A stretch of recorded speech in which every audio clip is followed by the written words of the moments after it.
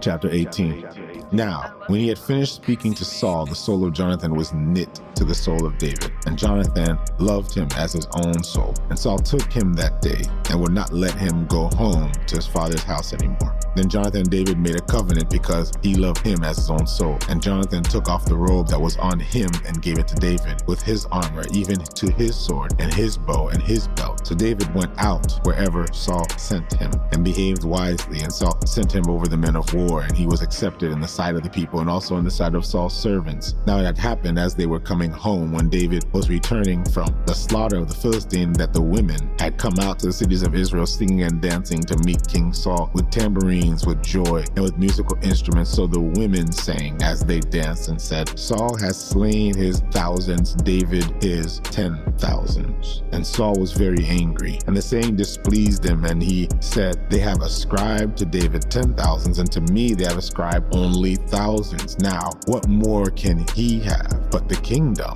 So Saul eyed David from that day forward. And it happened on the next day that the distressing spirit from God came upon Saul, and he prophesied inside the house. So David played music with his hand, and at other times there was a spear in Saul's hand, and Saul cast the spear, for he said, I will pin David to the wall. But David escaped his presence twice. Now Saul was afraid of David, because the Lord was with him, but he had departed from Saul. Therefore Saul removed him from his presence and made him captain over 1,000. And he went out and came in before the people, and David behaved wisely in all his ways, and the Lord was with him. Therefore, when Saul saw that he behaved very wisely, he was afraid of him.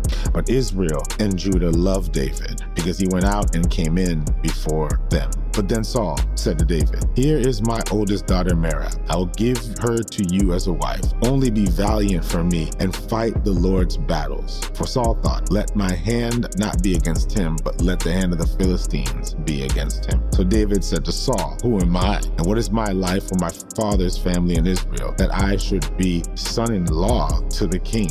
But it happened at the time when Merab, Saul's daughter, should have been given to David, that she was given to Adriel, the Hamalethite, as a wife. Now Michal, Saul's daughter, loved David, and they told Saul, and the thing pleased him. And Saul said, I will give her to him, that she may be a snare to him, and the hand of the Philistine may be against him. Therefore Saul said to David a second time, you shall be my son-in-law today. And Saul commanded his servants, communicate with David secretly, and say, look, the king has delight in you, and all his servants love you. Now therefore become the king's son-in-law. So Saul's servants spoke those words in the hearing of David. And David said, that it seemed to you a light thing to be the king's son-in-law, seeing I am a poor and lightly esteemed man. And the servants of Saul told him, saying, in this manner David spoke. Then Saul said, thus you shall say to David, the king does not desire any dowry, but 100 foreskins of the Philistines, to take the vengeance of the king's armies. But Saul thought to make David fall by the hand of the Philistines. So when his servants told David these words, it pleased David well to become the king's son-in-law. Now the days had not expired. Therefore David arose and went, and he and his men, and killed 200 men of the Philistines. And David brought their foreskins, and they gave them